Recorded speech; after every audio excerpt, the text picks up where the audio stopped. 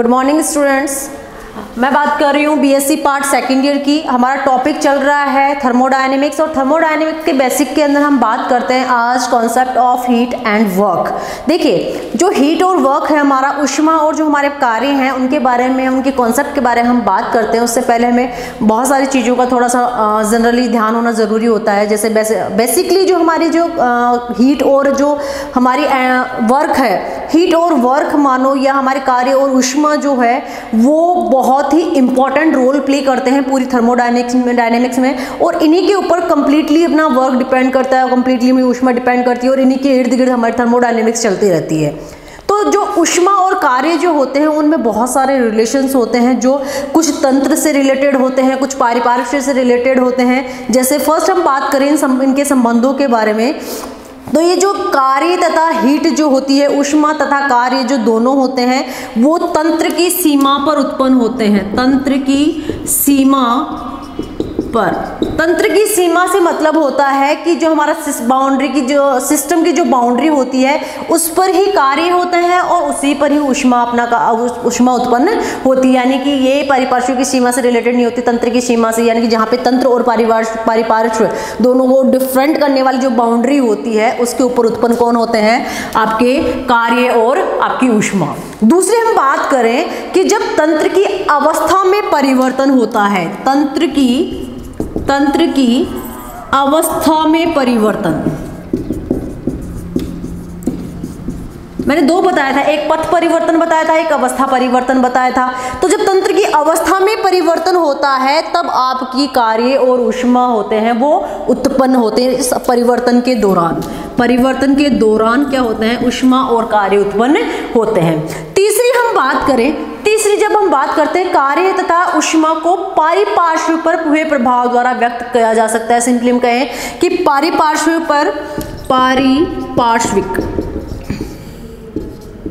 पारिपार्श्विक का मतलब होता है सराउंडिंग। सराउंडिंग्स का मतलब हो गया हमारे पास पारिपार्श्व में जो प्रभाव होता है उसके द्वारा ही कौन उत्पन्न होती है? आपके कार्य और हीट उत्पन्न होते हैं। तो सिंपली हम कह सकते हैं कि सीमा, जो तंत्र की सीमा होती है उसके ऊपर कार्य और ऊष्मा उत्पन्न होते हैं। दूसरी हम बात करें कि तंत्र की अवस्था में जो परिवर्तन होता है उस पर कार्य तथा ऊष्मा क्या होते हैं, उसके दौरान जो अवस्था परिवर्तन के दौरान ही क्या होते हैं? हीट और वर्क उत्पन्न होते हैं। तीसरी हम बात करें कि कार्य और ऊष्मा जो है, हम दोनों की बात कर रहे हैं, दोनों ही क्या है? बीजीय राशि है। बीजीय राशि का मतलब होता है एल्जेब्रिक क्वांटिटीज है।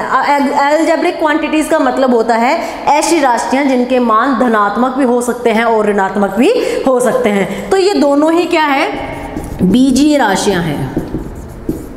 बीजीय यानी कि एल्जेब्रिक राशियां हैं। बीजीय राशियां का मतलब होता है कि वैल्यूज क्या हो सकती है? पॉजिटिव भी हो सकती है और इनकी वैल्यू क्या हो सकती है? नेगेटिव भी हो सकती है। यानी कि दोनों ही मान इनके संभव हो जाते हैं इस एल्जेब्रिक जो क्वांटिटीज हैं उनके अंदर। नेक्स्ट हम बात कर रहे हैं, नेक्स्ट कैरेक्टर के बारे में हम बात करें कि हमारे पास में जो हीट और वर्क है, कार्य और ऊष्मा है, वो दोनों ही अवस्था परिवर्तन के पथ पर निर्भर करते हैं। अवस्था परिवर्तन के पथ पर निर्भर करते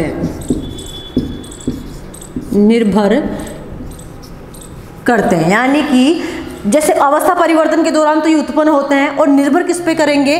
पथ पर निर्भर, यानी कि ये पाथ फंक्शंस होते हैं, यानी कि ये अवस्था फलन नहीं होते हैं, पाथ फंक्शन वाले होते हैं, यानी कि पथ फलन होते हैं। इसलिए इन्हें ऊष्मागतिक राशियां नहीं माना जाता है। कुछ विशेष परिस्थितियों को छोड़कर न तो क्यू यानी ऊष्मा और न ही डब्ल्यू यानी आपका, ये तो हो गया ऊष्मा और W यानी हो गया कार्य, तो न तो Q और न ही W का अवकलन, दोनों का अवकलन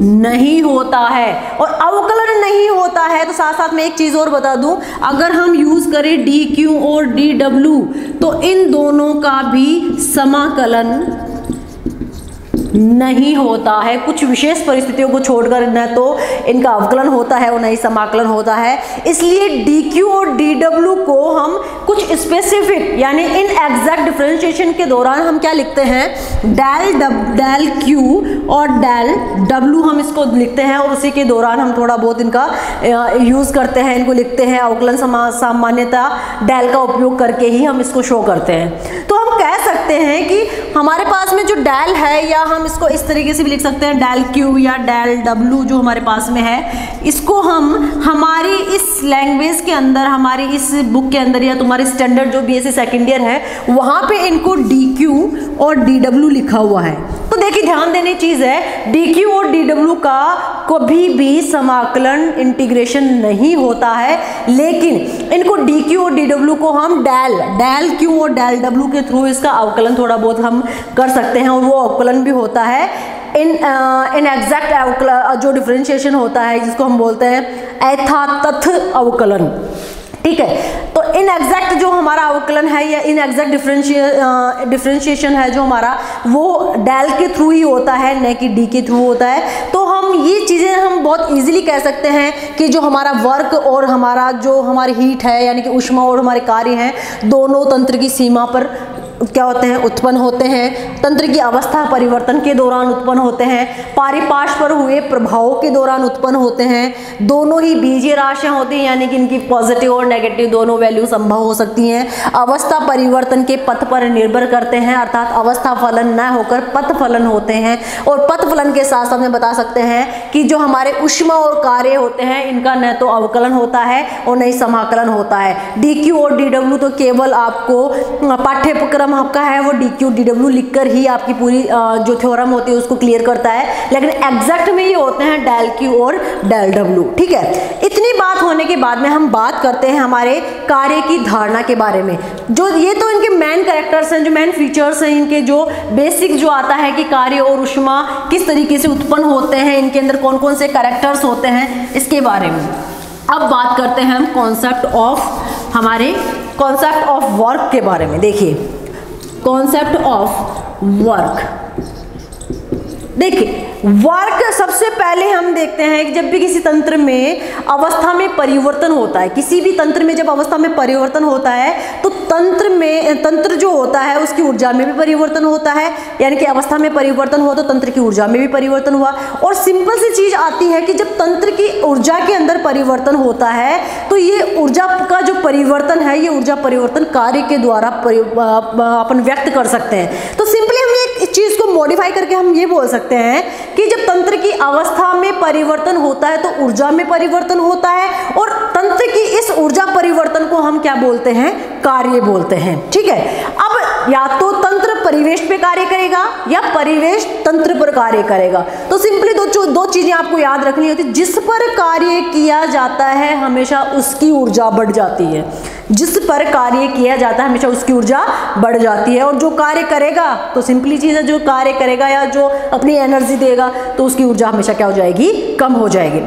तो कार्य की जो कॉन्सेप्ट है उस कॉन्सेप्ट के अंदर बेसिक चीज इसे ध्यान रखनी है कि जिस पर कार्य किया जाता है उसकी ऊर्जा बढ़ती है, जिस पर कार्य किया जाता है उसकी ऊर्जा बढ़ती है। जैसे अब हमने यहाँ पे एक चीज देखी है कि अगर तंत्र परिवेश पे कार्य करेगा, तंत्र कार्य करता है, या हम कहें तंत्र द्वारा परिवेश या पारिपार्श्विक जो है परिवेश पर कार्य। ठीक है, अब ये जो कंडीशन है तंत्र द्वारा परिवेश पर कार्य, तो इस कंडीशन के अंदर क्या होता है, तंत्र की आंतरिक ऊर्जा तो क्या हो जाती है, कम हो जाती है, और परिवेश की ऊर्जा क्या हो जाती है, बढ़ जाती है। यानी कि इस कंडीशन में तंत्र की आंतरिक ऊर्जा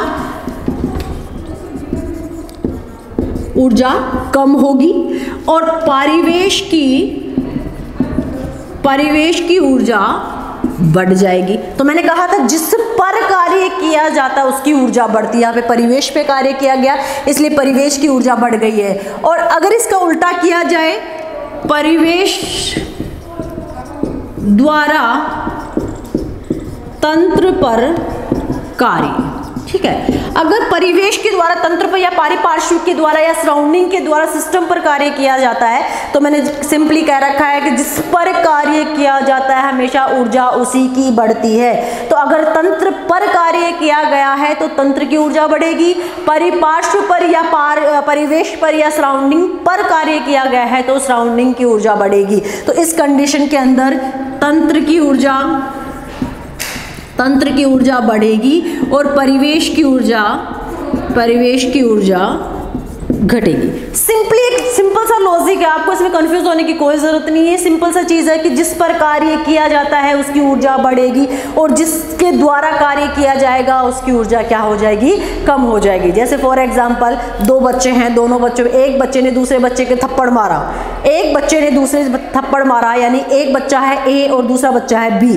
तो जब ए ने बी को थप्पड़ मारा तो एक की एनर्जी रिलीज हुई, यानी कि एक की एनर्जी क्या हो गई, कम, और बी को थप्पड़ पड़ा तो उसकी एनर्जी क्या हो गई, ज्यादा। तो ये बेसिक एग्जांपल है, जिसके ऊपर कार्य किया जाता है उसकी एनर्जी बढ़ जाती है और जिसके द्वारा कार्य किया जाता है उसकी एनर्जी कम हो जाती है। ठीक है, तो जैसे हम काम करते रहते हैं तो हमें थकान आती है क्योंकि हमारे द्वारा कार्य किया गया है, तो उसके अंदर हमारी एनर्जी क्या होती जा रही है, कम होती जा रही है। तो ये एक बेसिक कॉन्सेप्ट है कार्य का, कि यानी कि जहां पर तंत्र के द्वारा परिवेश पे कार्य किया गया है तो परिवेश की एनर्जी बढ़ जाएगी, और अगर परिवेश के द्वारा तंत्र पर कार्य किया गया है तो तंत्र की एनर्जी या तंत्र का कार्य जो एनर्जी बढ़ेगी तो कार्य भी उसका बढ़ेगा। अब देखिए दूसरी बात हम बात करते हैं कि हमारे ये परिवर्तन होते हैं वो ऊष्मा स्थानांतरण के दौरान, यानी इस परिवर्तन के दौरान ऊष्मा का स्थानांतरण नहीं हुआ हो तभी ये पॉसिबल हो पाता है। वास्तव में हम क्या करते हैं, जो हमारे पास में जो कार्य होता है उस कार्य को हम बल के प्रभाव से प्रदर्शित करते हैं। बल का प्रभाव मतलब यानी कि जैसे बाह्य बल होता है उसके विरुद्ध होने वाला कार्य जो होता है वो बल के विरुद्ध होता है। एक तरीके से देखें हम, जैसे यांत्रिक बल के विरुद्ध जो किया गया कार्य होता है वो यांत्रिक कार्य होता है, वैद्युत बल के विरुद्ध किया गया कार्य वैद्युत कार्य होगा, गुरुत्व बल के विरुद्ध किया हुआ कार्य गुरुत्व कार्य होगा। हम इसको लिख सकते हैं कि हमारे पास में जो कार्य होता है वो बल का ही प्रभाव होता है। जो कार्य होता है, कार्य या वर्क जो होता है वो बल का प्रभाव होता है। बल का प्रभाव यानी कि कौन सा बल वहाँ पे काम कर रहा है, या बल का प्रभाव को प्रदर्शित करने का तरीका होता है जैसे बाह्य बल के विरुद्ध होता है, यानी कि कार्य हमेशा क्या होता है, बाह्य बल के विरुद्ध होता है। सिंपली हम कहें यांत्रिक बल के विरुद्ध, यांत्रिक जो बल होता है यांत्रिक बल के विरुद्ध कौन सा हमारे पास में कार्य होगा, यांत्रिक कार्य। सिंपली हम अगर यहाँ पे बात करें कि हमारे पास में बल ले रखा हमने वैद्युत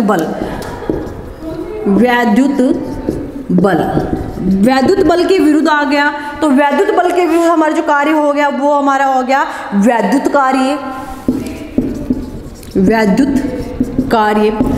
नेक्स्ट हम कोई एग्जांपल है, जैसे गुरुत्व बल, इसके विरुद्ध जो कार्य किया गया है, गुरुत्व बल के विरुद्ध जो कार्य किया गया है वो हमारा क्या कहलाएगा, गुरुत्व कार्य। दाब हमारे पास में है तो दाब के विरुद्ध हमारे पास में, या दाब के विरुद्ध जो प्रसार किया गया है तो हमारे पास में आ जाएगा प्रसार कार्य। यानी कि ये कार्य के प्रकार है। ये कार्य किसके होते हैं, बल का प्रभाव जो होता है वो हमारा क्या कहता है, कार्य कहलाता है। जैसे यांत्रिक बल के विरुद्ध अगर हमारे प्रभाव प्रबल हो रहे हैं तो वो यांत्रिक कार्य होगा, वैद्युत बल के विरुद्ध कार्य प्रभाव आ रहे हैं तो वैद्युत कार्य होगा, गुरुत्व बल के विरुद्ध प्रभाव आ रहे हैं तो गुरुत्व कार्य होगा, और दाब के विरुद्ध हमारे पास में अगर प्रसार हो रहा है तो वो हमारे पास में प्रसार कार्य होगा। तो प्रत्येक प्रकार के जो कार्य होते हैं दो गुणांकों के बराबर होता है। दो गुणांक कौन कौन से हो गए, एक होता है तीव्रता गुणांक और दूसरा होता है धारिता गुणांक। यानी कि कोई भी कार्य, जैसे चाहे वो प्रसार कार्य हो, चाहे वो यांत्रिक कार्य हो, चाहे वो गुरुत्वीय कार्य हो, चाहे वो ऊष्मीय कार्य हो, ये दोनों ही हमारे दो गुणांकों पे डिपेंड करते हैं। एक होता है तीव्रता गुणांक और दूसरा होता है धारिता गुणांक। जो तीव्रता गुणांक होता है उसका मतलब होता है जिस बाह्य बल के विरुद्ध कार्य किया जाता है, जिस बाह्य बल के विरुद्ध यानी किसके विरुद्ध हम कार्य कर रहे हैं वो हमारा क्या कहलाता है, उसका माप कार्य क्या होता है, तीव्रता। उसका माप कार्य का तीव्रता गुणांक होता है। उसका जो माप हम लेते हैं वो कार्य का तीव्रता गुणांक कहलाता है। जैसे प्रसार कार्य हम बात करें तो प्रसार कार्य में तीव्रता गुणांक होता है दाब, यांत्रिक कार्य में हो गया बल, वैद्युत कार्य में हो गया विभवांतर, गुरुत्वीय कार्य में हो गया गुरुत्वीय बल, ऊष्मीय ऊर्जा के अंदर हो गया ऊष्माधारिता। ये हमारे इसके तीव्रता गुणांक होते हैं। इसी के अकॉर्डिंग हम धारिता गुणांक को भी आइडेंटिफाई कर सकते हैं, उसकी डेफिनेशन दे सकते हैं कि बाह्य बल के विरुद्ध कार्य करने से तंत्र के अंदर जो परिवर्तन आता है या तंत्र करने से तंत्र में हुए परिवर्तन जो होते हैं उनका माप क्या कहलाता है, धारिता गुणांक कहलाता है। जैसे हमने प्रसार कार्य की बात की, फॉर एग्जाम्पल हमने लिया प्रसार कार्य। प्रसार कार्य जब हमने लिया तो ये हमारा प्रसार कार्य है। प्रसार कार्य के अंदर सिंपल सी चीज आती है कि तीव्रता गुणांक हमारे पास में, तीव्रता गुणांक और धारिता गुणांक, धारिता गुणांक दो गुणांक है। प्रसार कार्य के लिए तीव्रता गुणांक होता है दाब, ठीक है, और धारिता गुणांक क्या हो गया हमारे पास में, आयतन में परिवर्तन, आयतन में परिवर्तन। देखो दाब को हम मापते हैं पास्कल से, पास्कल जिसको हम पीए भी लिख सकते हैं, पास्कल से, और आयतन का जो होता है वो होता है मीटर और क्यूब, ठीक है। तो हम अगर इसके किसके बारे में बात करें, अगर हम इसके यूनिट के बारे में बात करें इसके, तो हम प्रसार कार्य को जूल के द्वारा मापते हैं। तो जूल का क्या हो गया यहाँ पे, पास्कल गुणा मीटर क्यूब हमारा क्या कहलाता है, यहाँ पे जूल कहलाता है। दूसरी हम बात करें यहाँ पे यांत्रिक कार्य के, यांत्रिक कार्य, यांत्रिक कार्य के लिए मैंने बताया था कि किस तीव्रता गुणांक यांत्रिक कार्य के लिए होता है, बल, फोर्स जिसको बोला जाता है, और बल को मापते हैं हम न्यूटन में, ठीक है। फोर्स जिसको बोला जाता है बल, और बल के द्वारा किस में परिवर्तन होता है, दूरी में परिवर्तन होता है, दूरी में परिवर्तन होता है। आपको पता है दूरी किस में मापते हैं, मीटर में। इसका भी मान क्या आ जाएगा, जूल मात्रक। इसके प्रसार कार्य का मात्रक जूल, यांत्रिक कार्य का मात्रक, क्योंकि कार्य का माल क्या मात्रक हमने क्या ले रखा है, जूल ले रखा है। तीसरा लेते हैं हम वैद्युत कार्य। वैद्युत कार्य, वैद्युत कार्य के अंदर तीव्रता गुणांक, जिसके तीव्रता गुणांक हमने बताया था बाह्य बल के विरुद्ध कार्य किया जाता है तो उसका माप कार्य क्या कहलाता है, तीव्रता गुणांक कहलाता है। तो विद्युत कार्य के लिए हमने क्या लिया, विभवांतर, विभवांतर। अब आपको पता है विभवांतर को हम वोल्ट में मापते हैं, जिसको ई से डिनोटेड करते हैं, और वोल्ट में मापते हैं, वोल्ट में मापते हैं। अब आपको पता है कि जब वैद्युत कार्य के लिए हमने विभवांतर तीव्रता गुणांक लिया है तो विभवांतर के अकॉर्डिंग किस में होगा, कूलाम, कूलाम जो होगा वो धारिता गुणांक हमारे पास में आएगा, ठीक है। अब कूलाम होता है उसको एम्पियर सेकंड में मापते हैं, एम्पियर सेकंड, ठीक है। ओवरऑल इनका भी क्या आ जाएगा, जूल आ जाएगा। फिर बात करते हैं हम गुरुत्वीय कार्य। गुरुत्वीय कार्य, गुरुत्वीय कार्य के लिए तीव्रता गुणांक हमारे पास में गुरुत्व बल जिस पर काम होगा, गुरुत्व बल, और गुरुत्व बल जो हमारे पास में होता है उसको भी हम किससे नापते हैं, न्यूटन से, ठीक है। गुरुत्व बल अगर तीव्रता गुणांक होता है तो चेंजेस किस में आएंगे, ऊंचाई में। आपको पता है कि जैसे जैसे हम ऊंचाई पे जाते रहते हैं गुरुत्व बल का मान कम होता जाता है, जैसे नीचे आएंगे उसके गुरुत्व बल का मान बढ़ता जाता है। तो वो हमारा 10 न्यूटन वाला जो फिक्स है वो गुरुत्व बल का मान हमने ले रखा है, वैसे एग्जैक्ट होता है 9.8, ठीक है। नेक्स्ट हम लेते हैं ऊष्मीय, 5th हो गया एग्जाम्पल हमारे पास में। ऊष्मीय ऊर्जा जो हमारे पास में आई थी, या ऊष्मीय ऊर्जा या ऊष्मीय कार्य जो हमारे पास में है, ऊष्मीय कार्य, ऊष्मीय कार्य को हम तीव्रता गुणांक लेते हैं ऊष्माधारिता, ऊष्माधारिता। और नेक्स्ट हम लेते हैं इसके अंदर चेंजेस जो आते हैं वो धारिता गुणांक हो जाएगा टेम्परेचर, ठीक है। टेम्परेचर को केल्विन में नापते हैं, ऊष्माधारिता को जूल प्रति मोल जो हमारे पास में आता है वो हो गया, तो ऊष्माधारिता हो गया जूल प्रति मोल, और टेम्परेचर हो गया केल्विन, ठीक है। ओवरऑल इन सबके जो हमारे पास में आ रहे हैं वो जूल हैं, सबका मात्रक क्या है, जूल। तो कार्य का मात्रक ओवरऑल क्या आ रहा है, जूल आ रहा है। इतनी बात हमने कर ली है। अब प्रसार कार्य जो हमारे वर्क ऑफ एक्सपेंशन है या वर्क का जो एक्सपेंशन है उसके ऊपर एक मॉडल प्रस्तुत किया गया है, उसका एक प्रैक्टिकल है, तो हम उसकी बात करेंगे नेक्स्ट क्लास में। आई होप आप लोगों को concept of the work easily समझ में आया होगा। नेक्स्ट बात करेंगे हम नेक्स्ट क्लास में। आज के लिए इतना ही, थैंक यू।